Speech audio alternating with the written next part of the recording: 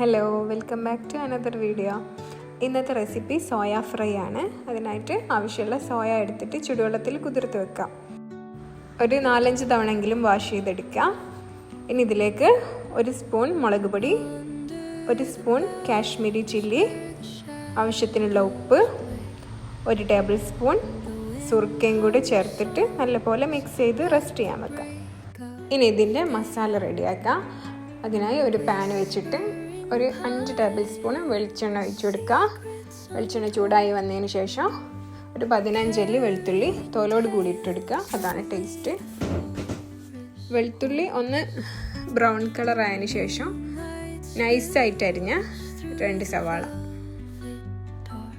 ഉപ്പും കൂടെ ഇതിൻ്റെ കൂടെ ചേർത്ത് കൊടുക്കുക.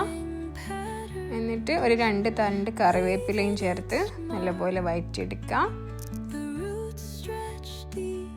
ഇനി ഇതിലേക്ക് ഒരു ചെറിയ പീസ് ഇഞ്ചി ചതച്ചതും ഒരു വലിയ തക്കാളിയും അതും കൂടെ ചേർത്തിട്ട് നല്ലപോലെ ഒന്ന് വഴറ്റിയെടുക്കാം. ഇനി സോയാബീൻ ഇതിലേക്ക് ചേർത്ത് കൊടുക്കാം. ഇനി ഇതിലേക്ക് 1 സ്പൂണ് മുളക് പൊടി, 1 spoon Kashmiri powder, 1 spoon pepper powder, 1/2 teaspoon garam masala.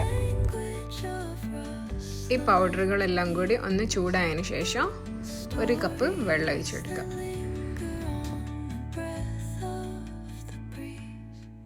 ഈ ടൈമിൽ ഉപ്പ് കുറവാണെങ്കിൽ കുറച്ചും കൂടി ഇട്ടെടുക്കാം.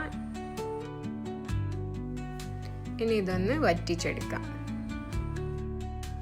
ഈ ഡ്രൈ ആയ സോയിലേക്ക് കുറച്ച് പുളിവെള്ളം ഒഴിച്ചു കൊടുക്കുക.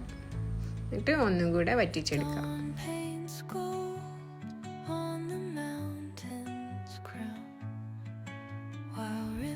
1 സ്പൂണ് പെപ്പർ പൗഡറും ഒരു 2 തണ്ട് കറിവേപ്പില ഇട്ടിട്ട് ഒന്നുകൂടി ഡ്രൈ ആക്കി എടുക്കാം.